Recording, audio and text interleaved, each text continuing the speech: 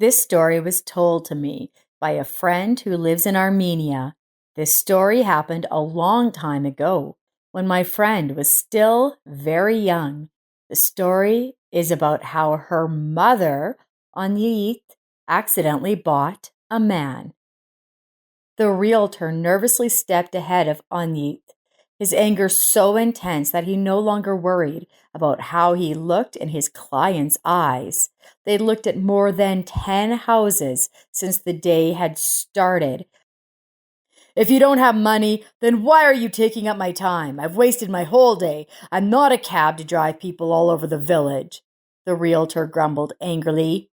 Anyit could hardly keep up with the man, but she didn't bother to respond to his words.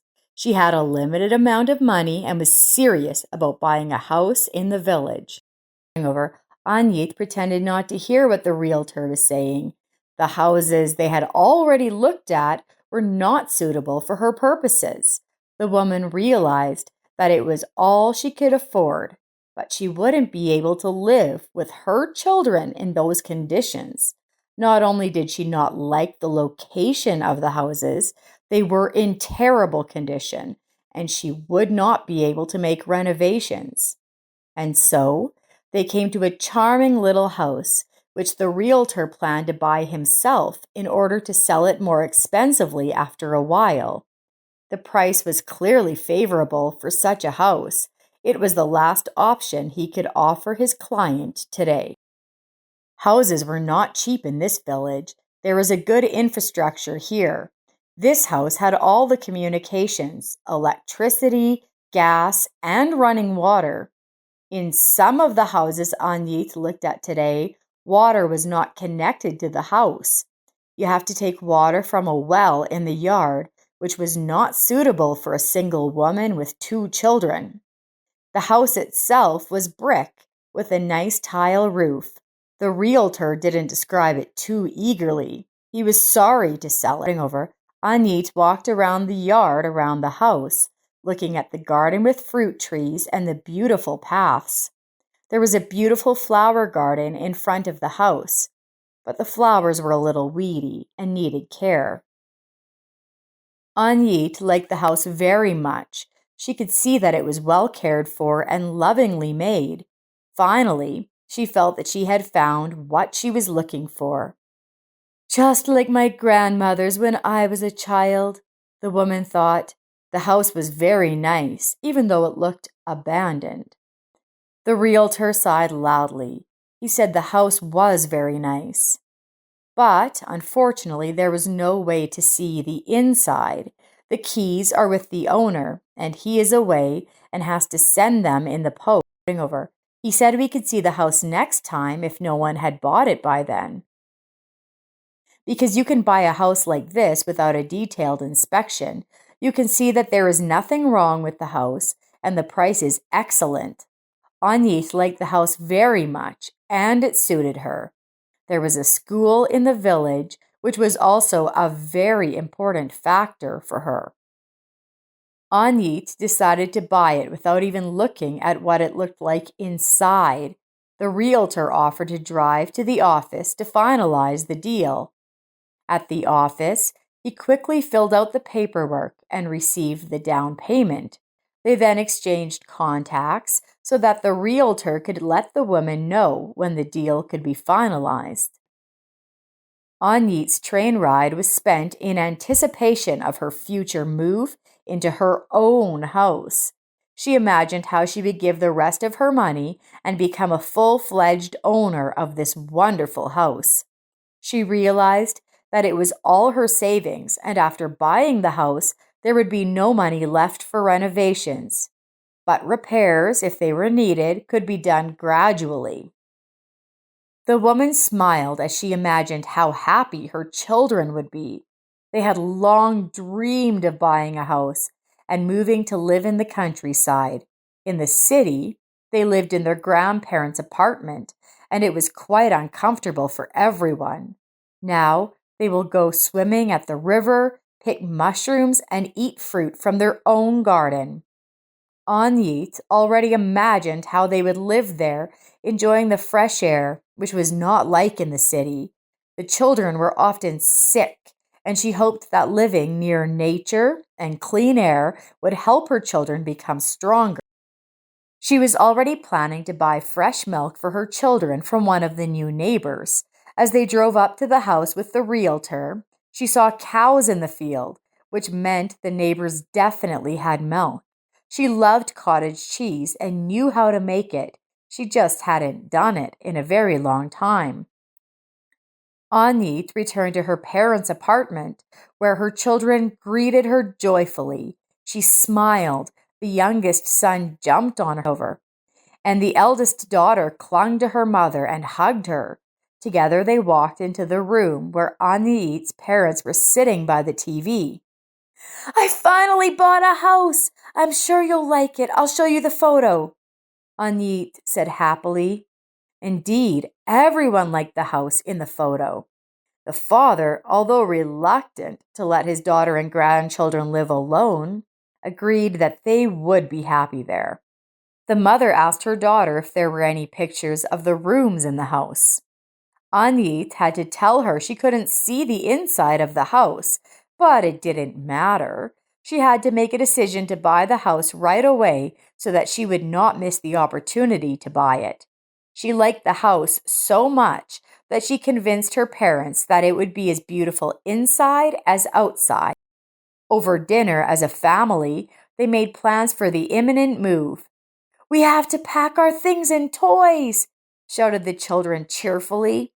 And then the day came when they agreed to meet with the realtor one more time to finalize the deal, pick up the keys, and start living in their new home. After putting their things in Grandpa's car, everyone was in a great mood. The weather was also beautiful. It had rained a little during the night, and now the sun was reflecting in the puddles. The birds were singing merrily as if they were rejoicing with the adults and children. The morning freshness and light breeze caressed their faces. The children laughed and quickly ran to the car, welcoming their new life. They were happy. They had no problems like adults. Everything was easy and simple in childhood because adult life was somewhere out there, far away. In the meantime, they were just happy with what they had now. Begrot, Anahit's father, got behind the wheel and the car started down the road. The baby asked for water and they had to stop at a local store. The saleswoman was very friendly and communicative. She immediately asked the visitors to the store what brought them to these regions. When she heard that they were going to buy a house here, she said that she hoped they would like it. She asked what kind of house they were buying, but Anit said she could not remember the address. They were about to leave the store. Then the saleswoman brought a small red kitten from the yard and gave it to them, saying, "This ginger tail will definitely bring you happiness. This is our omen.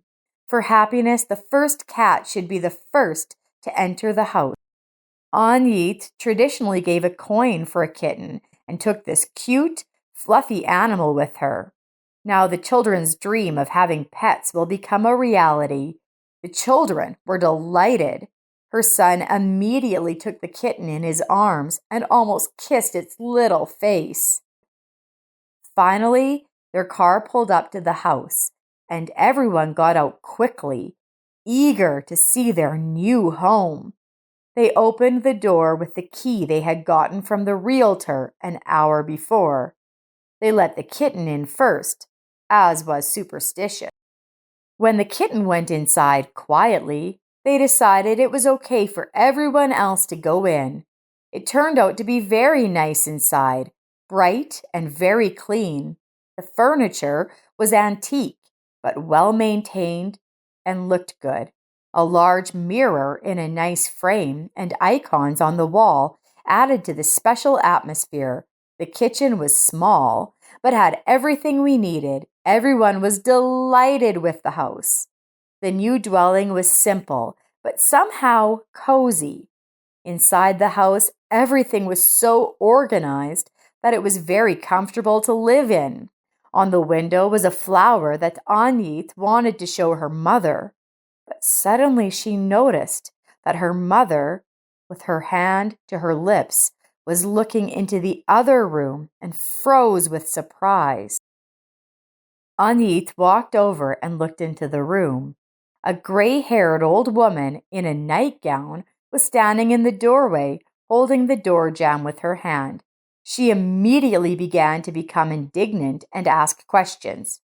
"Who are you? Why have you entered my house? And who gave you permission to touch everything here?"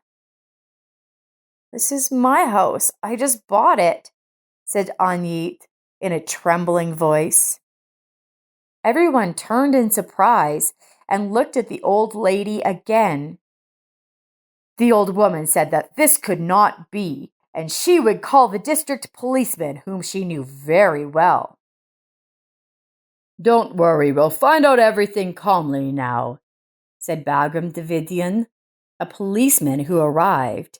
He looked at the house documents provided by Anyit and explained everything. "The papers of the new owner of the house are in order. Everything is in accordance with the law. And you, Gayan, should have moved out of this house long ago. Ivak, your grandson, put the house up for sale and didn't tell anyone that an elderly person lived in the house. It turned out that he sold the house together with you, the bastard. That's the story," Bagram exclaimed. The policeman realized the absurdity of the situation, but he had nothing to offer the old woman.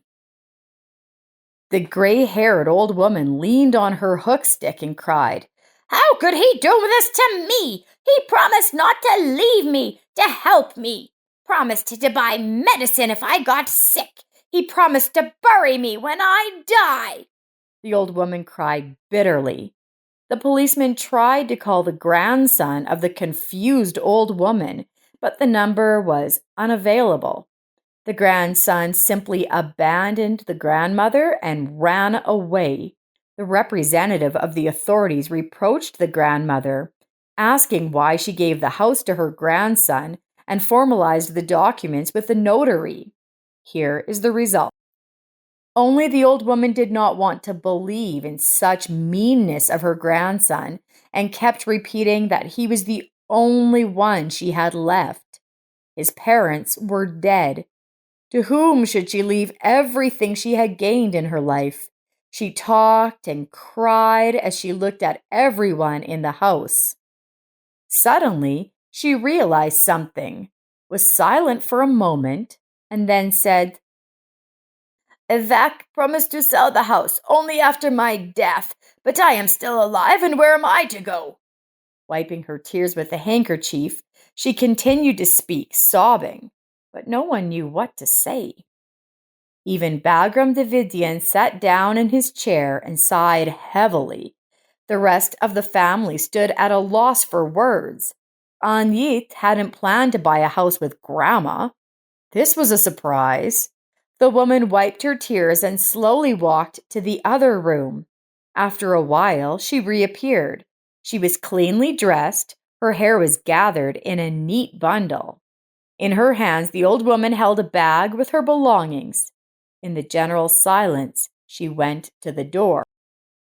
The door slammed and everyone flinched. Anyit jumped up and ran into the courtyard.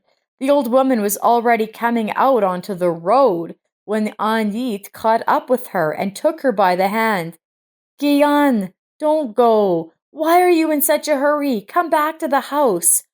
"Where will you go? Somehow, we can live together. There are many rooms in the house," Anyit said, and took the old woman's hand.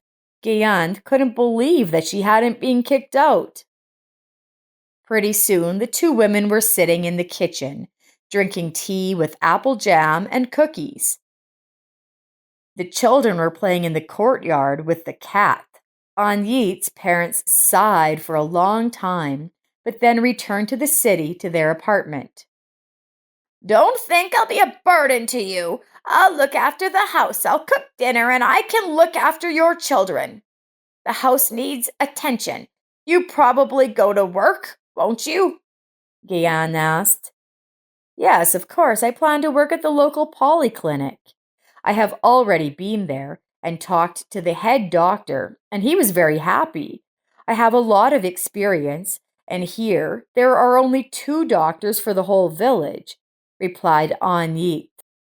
A doctor is good. You will be honored in our village, said the old woman. We only have one clinic here, but don't worry, everyone will hear about you soon. News travels fast here. And today we still need to prepare lunch. We won't put your children to bed hungry. We also need to clear up the rooms where you will live and move your things there, the old woman reasoned. Anyit thought cheerfully that it looked as if she and the children were renting rooms from Gayan. In the morning, when they woke up, the house smelled of delicious breakfast, and Anyit went to the kitchen to see what was going on. At the sight of the young woman, Gian muttered, You always sleep so long. In the village it is customary to get up early in the morning, with the rooster singing. She sent everyone to wash up and invited them to go to breakfast. There were already pita bread, jam, cottage cheese, and fruit on the table. Everything's ready and you're not here, the old woman muttered. She wasn't angry, just embarrassed, and didn't know what to say. In fact, as she turned away, she smiled. She was very pleased to realize that there were still kind people. At the entrance to the clinic stood an old horse pulled by a large cart. The doctor who had hired Anyet yesterday came out to meet them. David Ogion suggested that Anyet immediately meet the horse, which she had noticed before. In case you have to go to a sick person, the man winked at her. Anyet was confused and didn't understand how she could ride that cart and control the horse, but Gian tapped the ground with her stick and scolded the man for joking. Don't worry, sweetheart, she said. Never mind. There's a car here for just such occasions. The doctor waved his hand and went to his office.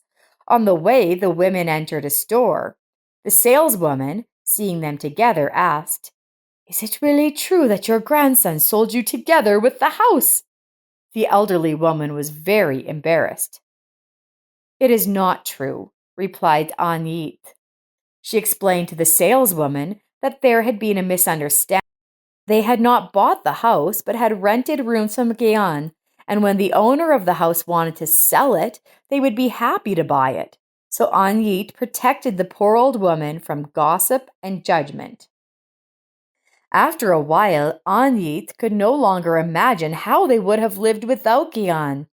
The experience of living with her elderly parents allowed her to treat the elderly person with understanding. In return, the old woman tried to help her new family in any way she could. Although she had a strict character, she became a caring grandmother to the children. One day, Anyet's daughter Ani came home early from school and said that she and her brother Bikur were going ice skating with the other children at the river. Gian was preparing dough and was going to bake pies. She let the children go outside only after checking whether they were warmly dressed. The frost was already severe, and Gian was worried that the children would not get cold and sick.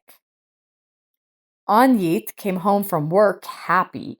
There was a wonderful aroma of fresh-baked goods in the house, and her spirits were high. David O'Gyan had asked her out on a date, which pleased the young woman. She had also bought an old car from one of the villagers, and now it would be much easier to get to work. Suddenly, Ani came running into the house, frightened and confused. Let's go quickly to the river. Bakur is there, she said quickly. What's wrong with Bakur? Asked Anyet anxiously. Hurry, hurry, he must be rescued. Ani hurried on.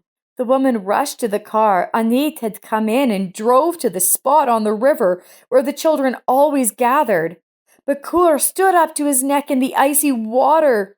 The place was shallow, but no one dared to walk across the fragile ice to help him out.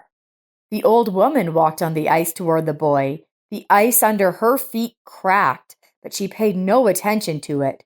Suddenly, the ice under her feet cracked, and she instantly plunged into the water, almost up to her neck. She reached Bakur, pulled the boy to her, and dragged him to the shore. "Why didn't you go ashore yourself?" the grandmother asked sternly, advancing to the shore.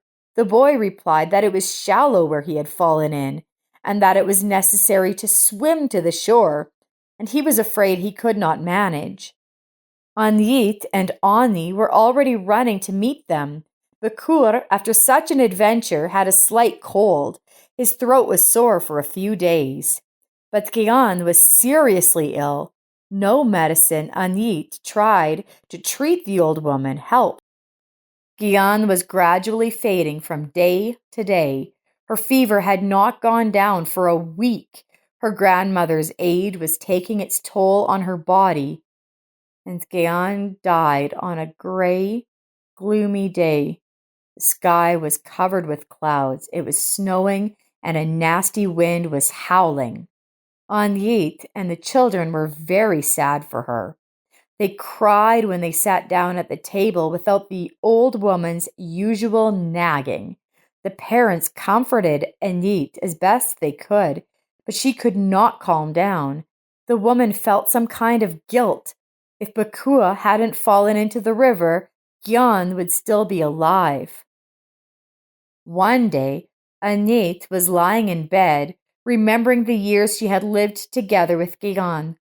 She was looking at the clock on the wall, which hadn't worked for a long time, but the old woman didn't want to take it off. She said it was a memory of her dead son.